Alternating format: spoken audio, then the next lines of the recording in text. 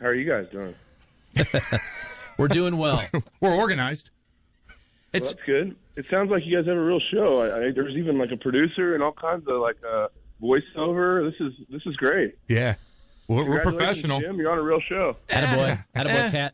There you go. We appreciate you coming on. I know you were a little bit under the weather and are doing better right now. So, what are you up to these days? What's going on in your world, Matt? We're on a break right now. I'm still coaching at OSU. And this is my third year already, I guess, doing this. So, coaching baseball at Oklahoma State with my brother, and the boys are going to be on the same high school. Two older boys are going to be on the same high school team this spring. So I'll be trying to catch as many of those games as I can, and my daughter's doing a lot of cheerleading stuff. So I'll be watching some of that, and then the little guy, he'll be playing some coach pitch, and so I'm husbanding, fathering, and coaching a little bit, and that takes up a lot of my time, Jim. Great. I still work out quite a bit to try to stay in shape. Me too. Which, as I encourage you, Jim, you have a young son. I'm sure you've quit your tobacco habit and are exercising like we've always talked about. As he spits into the bottle before you ask the question. Matt, when you go to one of your kids' games, what is your demeanor? Are you involved? Are you cheering? Do you try to keep out of view?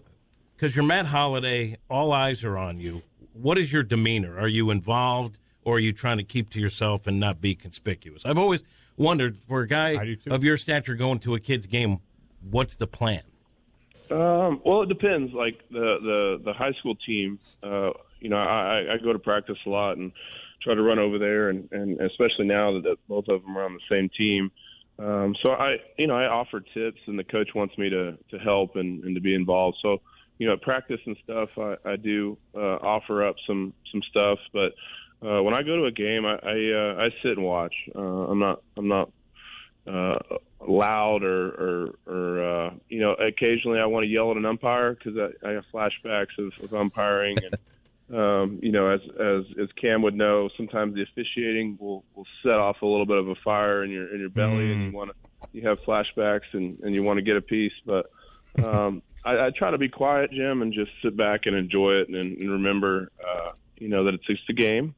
And just enjoy watching my kids do something they love to do. But I can't tell you that there's not times where you want to say something. But that's kind of my go-to is just to kind of sit and watch. And occasionally the boys will look over as kids do to their dads and need a reinforcement or need a little tip or what am I doing wrong kind of look. And so I'll give them a little something, but I'm pretty low key, I would say, in general. It's been my experience that if you want, youth umpires, when they're doing, high school sports or at the younger ages, I think they take some abuse. And it's been my experience.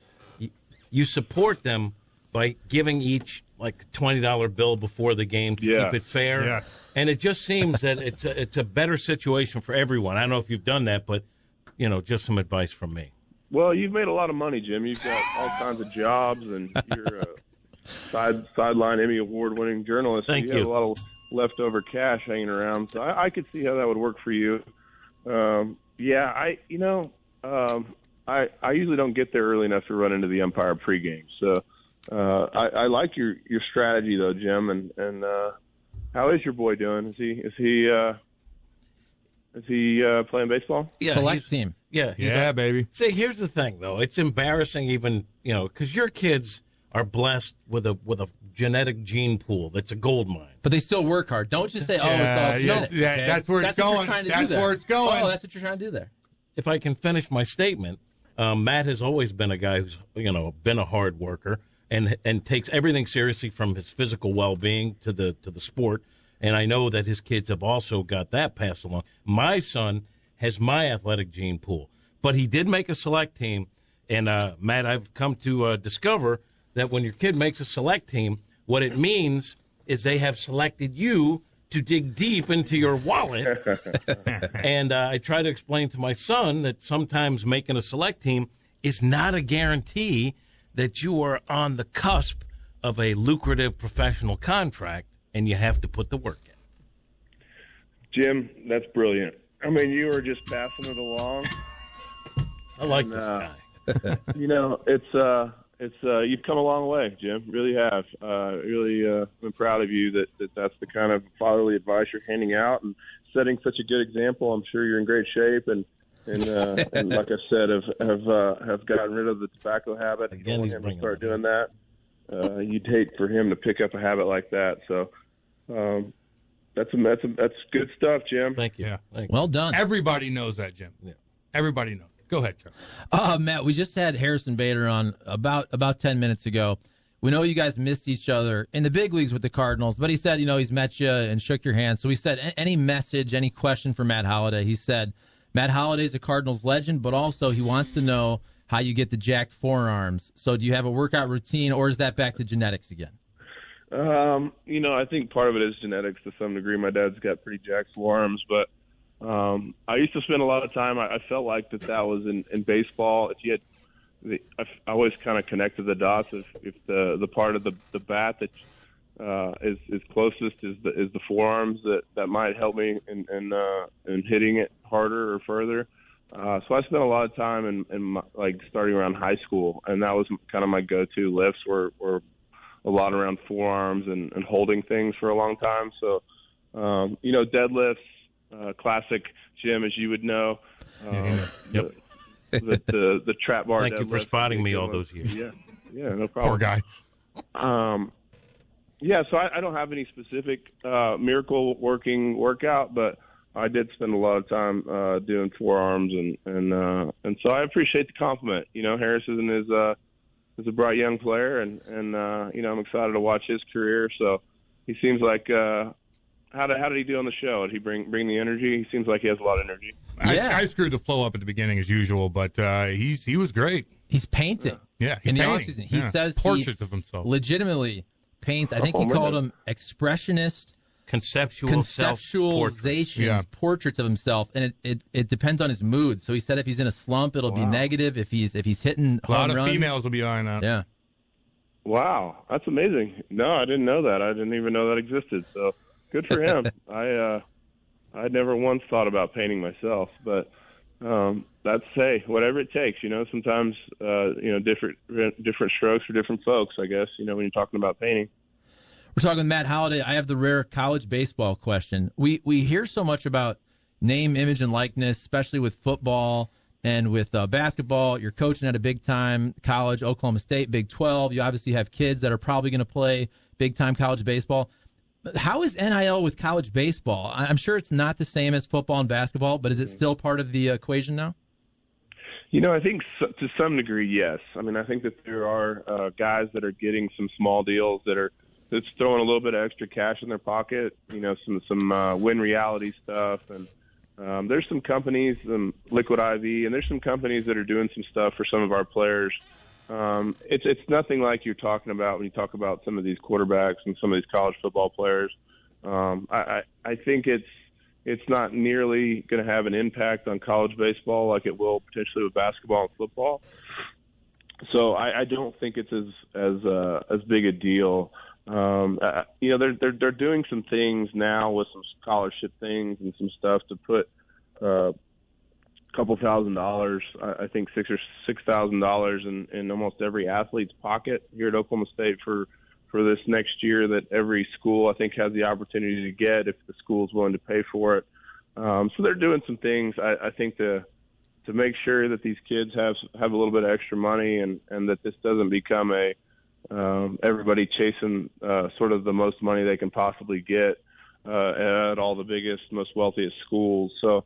I'm interested to see kind of where this goes with football and basketball and the transfer availability that, kids are eligible right away so they can just kind of up and leave whenever and go maybe chase the biggest offer that they can find. And it looks like it could get a little messy, but I don't think baseball is in the same and that doesn't mean that there's aren't going to be a couple kids every year that go to some of these bigger schools in baseball and find their way into six figures of maybe money. I don't know that, but it's definitely not in the same stratosphere as basketball and football.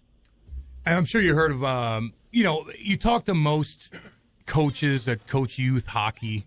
It's not necessarily the parents talk about the coaches being bad, this, that, and the other, but really in hockey, it's the parents are crazy at times, and a lot of them are, and they could ruin kids, and they ruin refs, and no one wants to ref anymore, and they're obnoxious and they're hard to deal with. Like, is that the same in youth baseball? Because I'm sure you heard all the horror stories about the hockey. I don't think it's maybe quite as intense as you guys are pretty intense characters. So I don't think the parents and I don't think it's quite. But yes, I think there are some parents that are crazy and maybe driving their kids and doing some things and that do. You do run into a few games where you sit back and you think, is this guy really, going after the umpire or yelling at the coach or yelling at his kid in the middle of the game? And there are some outliers, and I do think it's become an issue to some degree. But it's one of those things, man, where you just, it's sad sometimes because these kids, do have a bright future, but their parents can be so crazy that they don't want anything to do with the sport anymore because they're embarrassed by, what happens when they go to the sport because their parents have lost their mind. So it is, you do see it to some degree. I think it is probably a little less intense than hockey just because by nature, I think, hockey is a little bit more intense and the people that play it are pretty, I think it is similar, but probably not quite as much as hockey. Matt, I love stats. I love going to Baseball Reference. I'm sure all you guys, you kind of know your stats. And when I was looking at your career numbers, and you obviously had a great career, and then I saw that the lifetime batting average is .299, so probably one more hit there. Does that tick you off a little bit? One more hit. Bring that up, yeah, Charlie. Well, no, that. Nice work, Charlie. Well, this was not a dig because this is why they hate the media. Well, no, another fellow great Oklahoman who I know that Matt Holliday looked up to, Mickey Mantle. His career lifetime average is .298. Matt Holliday's is .299. Yeah, Dante Bichette. It's funny. I think his is .299. There's been a couple other guys that. It's more than one hit. When you have that many at-bats, it's actually like 4 or 5 hits, I think. When you accumulate numbers like, how many at-bats there are, that it takes a minute. I did have it up over 300 with the Rockies in 18. And in hindsight, if we weren't going to win the World Series, I probably should have just walked away that day. But I hung in there and managed to dip it back under 300. So, yeah, when you look back and you think, man, if I'd have just had a couple more jam shots or, maybe one of those great 4 or 5 defensive plays that you hit into in your career had gone your way, it would have a 3 in front of it instead of a 2. But I'm proud of what I accomplished, and it's one of those things where it sucks. But I did have seasons where I hit 300, and so it's one of those things. Thanks for bringing that up, Charlie. Yeah, really, Charlie. Well, he's a stat guy. We know he likes to have fun. Ruin the guy's day. I brought that up. He had an amazing career. We don't have to say all that. You belittle him. No, what I'm saying is that would annoy me. And I feel like a Major League Baseball player, you had a great career. That would annoy me. I just want to know if it annoys him. It sounds like it does. Of course he has wonderful stats. Of course stats. it does. So why would he look at that? I mean, look at all his numbers. They're great. Matt, but Sorry about that, Matty. Matt, he clearly knew that. You knew that. It's totally fine. I could probably, you know what, maybe I should train and come back and try to play. And then as soon as I get it back to 300, I could quit. Yeah, call off the jam. Yeah, I know. Charlie, lay off you then. It's like that Mr. 3000 movie with Bernie Mac back in the day. Yes, Mr. 300. Or Mr. 300. Now, Matt, I know that there's been some interest from major league clubs about possibly having you as coach at some point. You've been more prevalent in local media circles now, thanks to me kind of teaching you how to do this stuff. You're welcome. What do you think the future holds for Matt Holliday? I know you're in a great place now coaching. and being close to your family and your kids are, playing sports, you get to be there for a lot of that. What do you think the future's going to hold for you? It's always hard to predict, but I think at some point, Jim, I'd like to be involved in professional baseball. It was tempting to potentially join the Cardinals staff this year with Ollie being the manager and, having the friends and potentially being around Adam and Yachty for what could be their, final year as a player. And I have a passion for the city.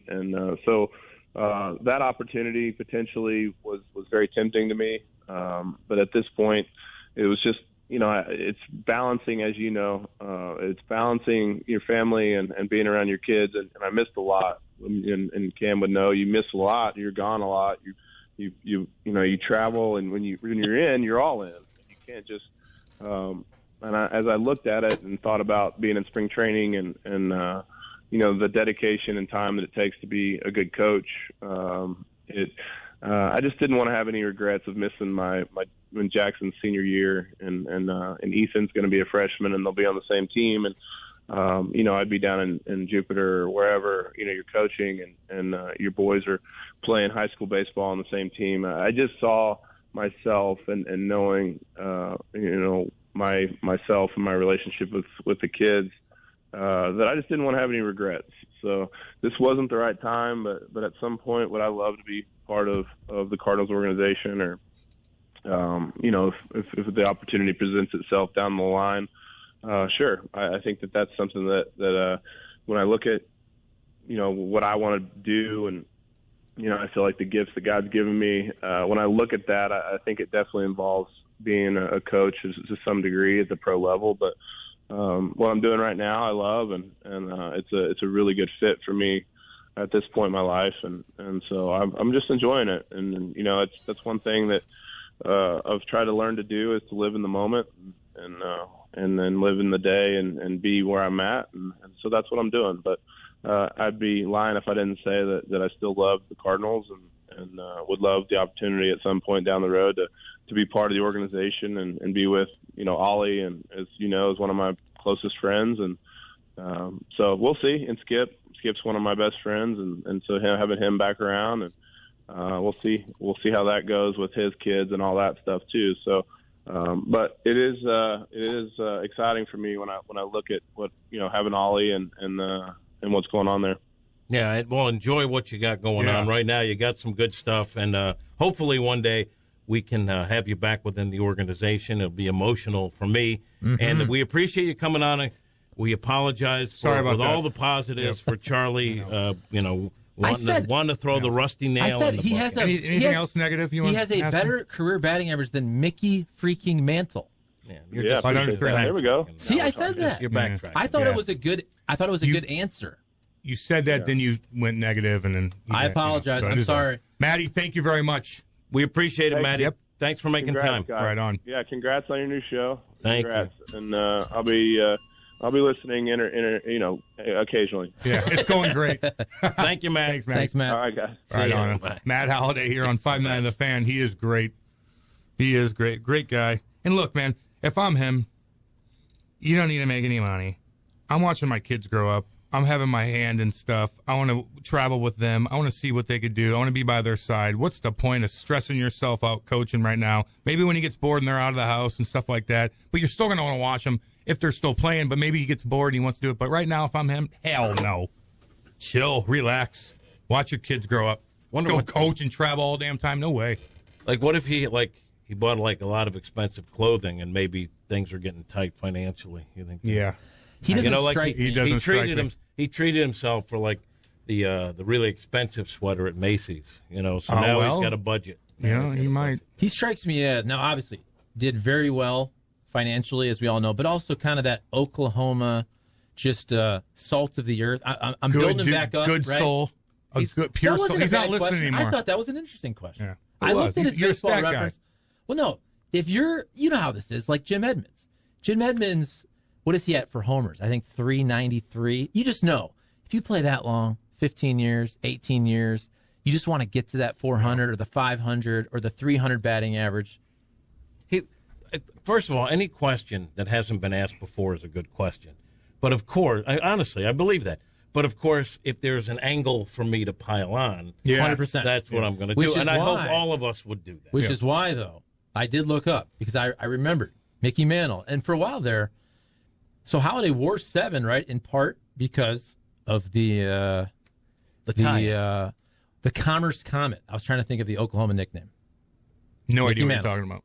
Mickey Mantle, the other great Oklahoma baseball player. Okay, yeah. And Matt Holliday, I was thinking about this the other day, that home run that he hit. I don't know how he saw the ball because he had tears in his eyes, and in the game that was supposed to be his last. And then he got to go in again and just run out to the outfield, and the fans gave him such an ovation. And it kind of felt like, finally, I mean, I think fans loved him when he was here, but I think he got more respect once fans realized what they were going to be missing. And that, not just as a player, but for him as a person. I've said this before. It came to light, I think, too late, all he did in the community. And I know a lot of athletes do stuff in the community almost to the point where it's cliche. But this guy, I mean, nonstop. And he still does. He flies back to do events for some of his Homers for charities. Help. Yeah. I mean, They have a whole wing He's there. the best. Yeah. He's In the the hospital. best. He's a good soul. I also think what you just said, after his playing career, and he was always a good dude to talk to and all that, but I think he's really, and he would probably admit it, he's opened up with all the radio appearances, and he's having a ton of fun, I think. Yeah. He's showing off his personality. Relaxed. He always was. No, I know that. But if you're playing, if you're locked in. You got to be a robot. No, but More. that was like around his teammates. This is who he is.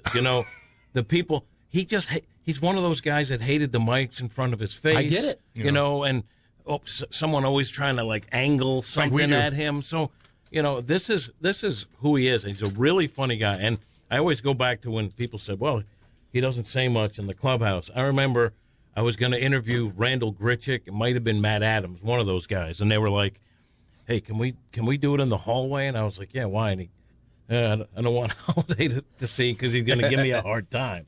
And it's that's the way it was with him, but not necessarily around. And he me. did. I actually saw that clip. I think it was on YouTube recently, where you're interviewing Grichuk. I believe he was injured, busted him. and then you flip the camera around, and Holliday's running away Yeah. because he was chirping you guys. Yeah. Which is great.